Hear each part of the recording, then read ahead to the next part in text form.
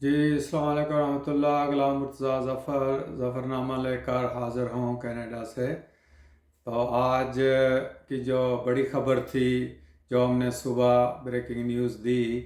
کہ Azad Kashmir high court نے آزاد کشمیر کے وزیر اعظم سردار تنویر الیاس صاحب کو توہین عدالت کا مرتکب قرار دیتے ہوئے نائل قرار دے دیا ہے، اور ان کی اسمبلی کی رکنیت اور وزارت عظمیٰ وہ ختم ہو گئی ہے، ان کو برخاست کر دیا گیا ہے. اور اب کوئی ان کے جو سینئر وزیر ہیں شاید وہ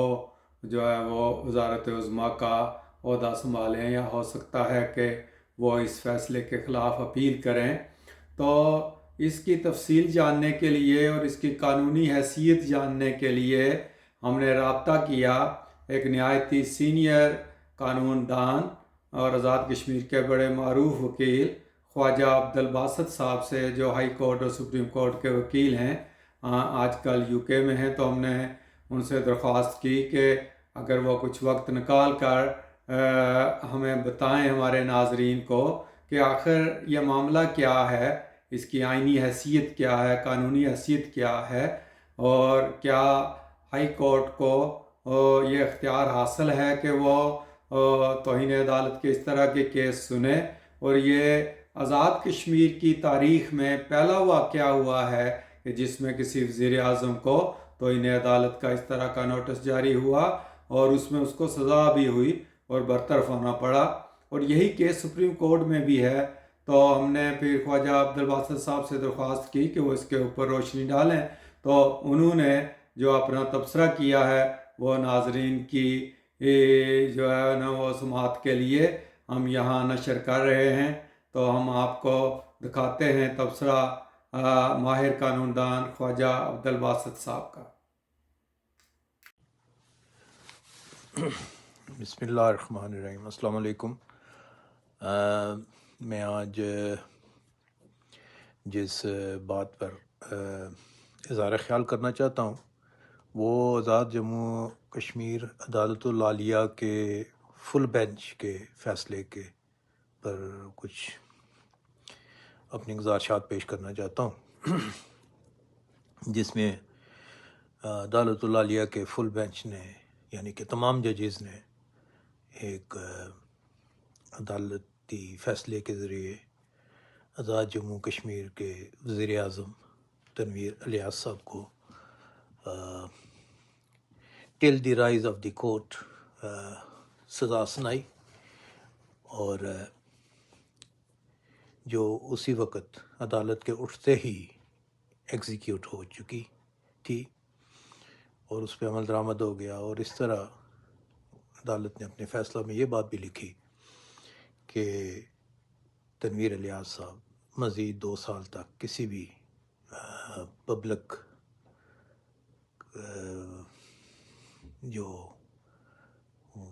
کا کوئی بھی عہدہ، یعنی کہ کوئی سیاسی عہدہ وغیرہ کوئی بھی نہیں وہ لے سکتے، اور نہ ہی وہ قانونی طور پر کسی بھی عہدے کے لیے انتخابی امیدوار بن سکتے ہیں. بنیادی طور پر جو بات سمجھنے والی ہے وہ یہ ہے کہ کنٹیمپٹ آف کورٹ ہوتا کیا ہے،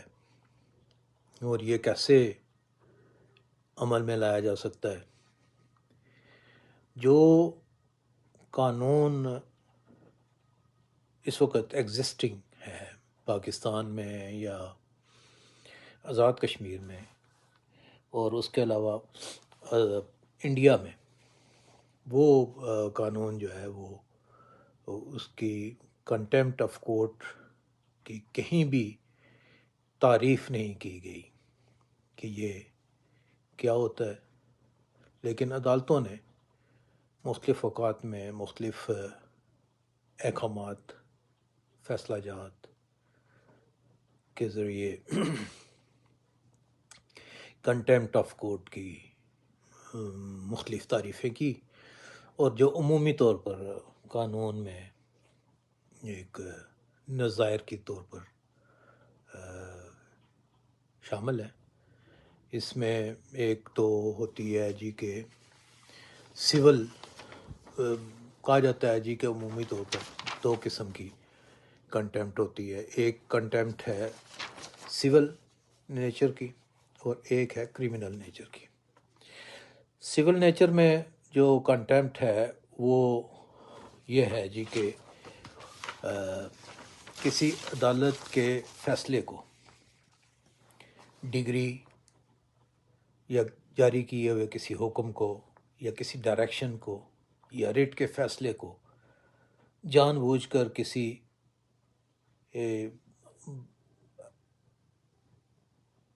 انڈرٹیکنگ کو ڈس اوبے کرنا یا اس کی بریچ کرنا، انڈرٹیکنگ کو بریچ کرنا، یہ سول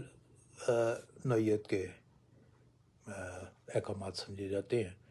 اور سول نوعیت کی اس پہ کنٹیمپٹ کی سزا جہاں تک عدالتیں، عدالت العالیہ یا عدالت عظمیٰ یعنی عدالت ہائی کورٹ اور سپریم کورٹ کے لیے دی گئی ہے، وہ مختلف. پاکستان میں تو کنٹیمپٹ آف کورٹ ایکٹ 1976 ہے جو ابھی غالباً 2 سال پہلے کو امینڈ ہوا ہے. اور اس کے علاوہ پاکستان کے آئین میں ایک اور پروویژن بھی ہے جو کنٹیمپٹ کے سلسلے میں استعمال کی جا سکتی ہے، بالا عدالتیں کرتی ہیں، وہ آرٹیکل 204 کے تحت. جبکہ سول کنٹیمپٹ کے علاوہ کریمنل کنٹیمپٹ بھی ہے، یعنی کہ فوجداری توہین عدالت. اس میں یہ ہے جی کہ کوئی پبلیکیشن یا اشاعت جس سے عدالت کو اسکینڈلائز، ایسی اشاعت یعنی وہ سوشل میڈیا پہ ہو، الیکٹرانکس میڈیا پہ ہو، الیکٹرانکس جو ہے مثلا ٹویٹر ہو، فیس بک ہو، کہ کسی بھی طریقے سے اس کی پبلیکیشن ہو، یا اخبار ہو یا میگزین ہو اس کے ذریعے، یا ایون کہ جو ہے آپ کا ٹی وی یا مووی یا جو بھی فی زمانہ جو معاملات جن کے ذریعے لوگوں کو کوئی چیز کنوے کی جا سکے، اس میں عدالت کی انٹیگریٹی کو انڈرمائن کیا جائے یا کم کیا جائے، یا عدالتی اتھارٹی کو کم شو کیا جائے، یا اس کو غلط طور پر کوٹ کیا جائے، یا کسی عدالتی کارروائی میں مخل ہوا جائے. مثلا کوئی عدالت کوئی مقدمہ سماعت کر رہی ہے تو کوئی ایسا بات کہہ دینی جس کی بنیاد پر عدالت کی جو کارروائی ہے وہ رک جائے، یا ڈی ٹریک ہو عدالت اس سے، یا مس لیڈ ہو، تو عدالت اس کو یہ کہہ سکتی ہے جی کہ انہوں نے عدالت کی کارروائی کو میں مخل ہوئے، اور ایسی صورت میں ان کو اس پہ کنٹیمپٹ کے لیے الگ سے کارروائی کی جاتی ہے. بہرحال میں سمجھتا ہوں کہ آج کا جو فیصلہ ہے یہ گو کہ جو آرٹیکل فریڈم آف سپیچ کا ہے جو بنیادی انسانی حقوق میں آتا ہے، اس کی شاید خلاف ورزی ہو کہ اس نے تنویر الیاس صاحب نے ایک بیریئر تھا جو اس کو کراس کیا، اور ان کو نہیں کرنا چاہیے تھا. لیکن عمومی طور پر دیکھا یہ گیا ہے کہ جن لوگوں کا واسطہ قانون یا عدالتوں کے ساتھ نہیں پڑتا وہ عموماً الفاظ کے چناؤ میں مار کھا جاتے ہیں، اور ایسی صورت میں ان کے سے یہ غلطی سرزد ہو جاتی ہے جو قابل گرفت ٹھہرتی ہے بعد میں. ایسی صورت میں بھی عدالت کو گریشسلی میں سمجھتا ہوں کہ بیہیو کرنا چاہیے تھا، ایسی صورت میں کہ جب کہ انہوں نے معافی بھی مانگ لی اور اپنے آپ کو عدالت کے رحم و کرم پہ چھوڑ دیا. اب 24 گھنٹوں کے اندر اندر یہ ساری کارروائی کا ہو جانا بذات ہی اس بات کی غمازی کرتا ہے کہ شاید عدالت شدید غصے میں تھی، اور ججز حضرات جو ہے وہ اس بات کو برداشت نہیں کر سکے۔ اگر اس میں 2-4 دن کی تاریخ اگر پڑ جاتی تو زیادہ مناسب تھا، تاکہ اس دوران عدالت کا ٹیمپریچر بھی ذرا کم ہوتا، تنویر الیاس صاحب یا ان کے لوگ باقی جو ہیں یا ان کے وکلاء جو ہیں وہ زیادہ بہتر طریقے سے عدالت میں اپنی ترجمانی کر سکتے۔ تو ایسی صورت میں ہماری اپنی سپریم کورٹ کے بے شمار فیصلے ایسے ہیں جس میں انہوں نے کہا ہے کہ ہر شہری کو فیئر ٹرائل کا ایک حق ملنا چاہیے، اور عدالتیں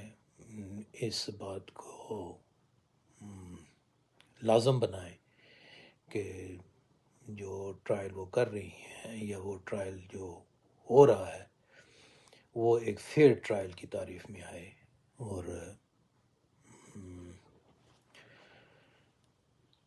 فیئر ٹرائل سے مراد میری یہ ہے جی کہ اس میں درگزر اور صلہ رحمی، اور عدالت ہمیشہ بڑی ہوتی ہے، وہ حکم امتناعی یا اسٹے آرڈر جاری کرنا عدالتوں کا صوابدید اختیار ہوا کرتا ہے، اور عدالتیں جو ہیں وہ اپنا اختیار استعمال کرنے کے لیے عمومی طور پر دیکھتی ہیں جی کہ وہ کس کے حق میں جاری کیا جانا قرین انصاف ہے اور کس کے حق میں جاری نہیں کیا جانا قرین انصاف ہے۔ تو ایسی صورت میں دیکھا تو یہ گیا ہے کہ عدالت نے اپنے فیصلے میں بھی یا اپنی پروسیڈنگ میں بھی اس بات کو جو وجہ نظر بنا اس مقدمے کا اور سزا ہوئی پرائم منسٹر صاحب کو، انہوں نے کوئی اس کا ذکر نہیں کیا کہ واقعتاً وہ ایسی کوئی بات تھی جس کی بنیاد پر کوئی آدمی ری ایکٹ کرے اور یہ بات کہہ سکے، اور وہ پروجیکٹ کیا تھا اور کو نقصانات کیا تھے، کمپنسیٹ ہو سکتی تھی کوئی پارٹی یا نہیں۔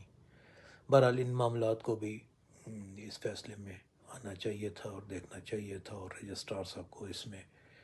اس نوٹ میں اس فائل کو بھی جس کی نسبت پرائم منسٹر صاحب نے اظہار خیال کیا اس کو بھی اس فائل کے ساتھ ہونا چاہیے تھا، اور اس پہ بھی کوئی فیصلہ یا حکم صادر ہونا چاہیے تھا۔ بہرحال میں کاٹ دی شارٹ سٹوری، اس میں ایک اور میرے سننے میں یہ بات آئی ہے جی کہ سپریم کورٹ نے بھی اسی معاملے کی نسبت کو کاگنیزنس لیا ہوا ہے، یعنی کہ انہوں نے بھی کوئی اپلیکیشن کوئی ایسی نوٹس جاری کیا ہوا ہے جو 14 تاریخ کے لیے مقرر ہے کہ اس میں تنویر الیاس صاحب حضرات نے اب جو فوجداری مقدمات ہیں اس میں ایک جرم کی سزا 2 دفعہ نہیں ہو سکتی، یہ تو بنیادی قانون ہے۔ اب اگر تنویر الیاس صاحب نے ایک دفعہ کوئی جرم کیا یا کنٹمپٹ کا ارتکاب کیا تو ایسی صورت میں یہ مجھے سمجھ نہیں آئی کہ بالا عدالت نے ایک دسترازی کر رکھی ہے، یعنی کہ اس کا کگنیزن لے رکھا ہے، تو جو سبارڈینیٹ کورٹ ہے اس نے کیوں کر اس کو ہش اپ کیا اور اتنی جلدی میں اس کو لیا، اور نہ ہی عدالتی فیصلے میں یہ بات ظاہر ہوئی کہیں سے کہ کسی فریق نے، کسی عدالت نے، کسی رجسٹرار نے یا کسی اور شخص نے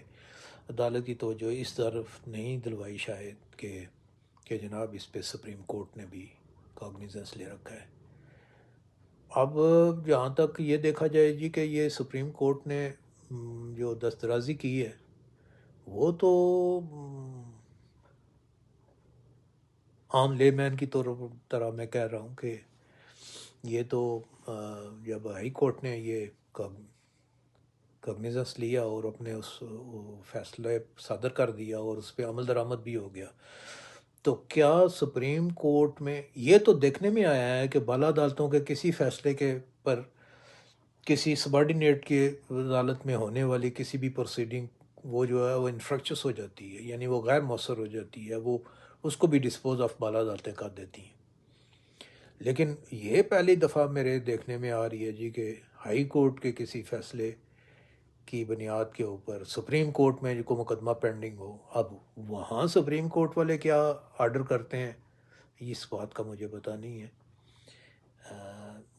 یہ وزڈم سپریم کورٹ کا ہے، ہوگا جو بھی ہوگا۔ بہرحال میں سمجھتا ہوں کہ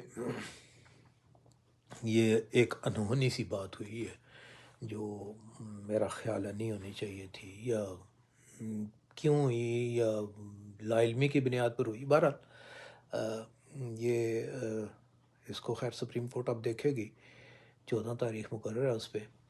جہاں تک اپیل کی بات ہے، اپیل تو کی جا سکتی ہے، اس میں کوئی ابہام نہیں ہے، اور سپریم کورٹ یہ بھی کہہ سکتی ہے جی کہ اپیل کو اور جو دوسری کنٹیمپٹ پروسیڈنگ ہے وہ ایک ساتھ کلب کر کے اس کو سماعت کرے، یا اس کو خارج کر کے تو اس کو سماعت کرے یا اس کو سماعت کرے۔ بہرحال یہ سپریم کورٹ کی اپنی ڈسکریشن ہے، غالباً جو بھی وہ مناسب فیصلہ صادر فرمائیں گے۔ بہرحال میرے کہنے کا مطلب یہ ہے کہ یہ جو ہوئی ہے اتنی جلدی میں، نوٹیفیکیشن بھی ہو گیا، اور نوٹیفیکیشن کے بعد 24 گھنٹے کے اندر اندر الیکشن کمشنر صاحب نے بھی احکامات صادر کیے۔ بہرحال ہر چیز کا ایک پروسیس ہے، پروسیس سے گزرنا چاہیے۔ بہرحال یہ جو بات ہے کنٹیمپٹ کی، اس میں عدالت کو گریس دکھانی چاہیے تھی، میں سمجھتا ہوں بڑے پن کا مظاہرہ کرنا چاہیے تھا، اور بڑی عدالت ہے، اس میں کوئی شک نہیں ہے، کوئی کلام نہیں ہے۔ جب کہ معافی بھی مانگی گئی ہو تو ایسی صورت میں عمومی طور پر دیکھنے میں یہی ہے جی کہ عدالتیں اپنے عدالتی احکامات کو ڈسچارج کر دیا کرتی ہیں۔ بہرحال عدالت نے شاید اس بات کو زیادہ مناسب سمجھا کہ یہ جو تقاریر کی گئی ہیں، یا جو کوئی شہادت ہے، یا جو کنفیشن ہے کہہ لیجئے، یا ایڈمیشن ہے، جو بھی ہے تنویر الیاس صاحب کا، وہ ناقابل معافی ہے، تو پھر عدالت کا فیصلہ جو ہے وہ آلموسٹ کمپلائی ہو چکا ہے، مور دین نصف، تو باقی رہتا ہے جو وہ اگر سپریم کورٹ اس کو انٹیکٹ رکھتی ہے تو رکھ سکتی ہے۔ جی ناظرین، تو جیسا کہ آپ نے خواجہ عبدالباسط صاحب ایڈوکیٹ کا تبصرہ جو ہے وہ سنا، انہوں نے بھی یہی فرمایا ہے کہ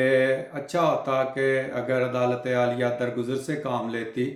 جبکہ انہوں نے معافی بھی مانگ لی تھی، غیر مشروط معافی مانگ لی تھی، تو درگزر سے کام لیا جاتا تو زیادہ بہتر ہوتا، مگر اب تو فیصلہ آ چکا ہے اور اس پہ عمل درآمد بھی ہو گیا ہے۔ تو امید ہے آپ کو یہ تبصرہ پسند آیا ہوگا۔ تو اگر آپ نے ابھی تک ظفرنامہ کو سبسکرائب نہیں کیا ہے تو اس کو سبسکرائب کر دیں، تاکہ اسی طرح کی تازہ خبریں اور پھر ہم نے جو تاریخی سلسلے شروع کیے ہوئے ہیں وہ پروگرام بھی آپ کی خدمت میں پیش کرتے رہیں۔ خوش رہیں، خوش رکھیں، اور رمضان کی دعاؤں میں ہمیں بھی یاد رکھیں۔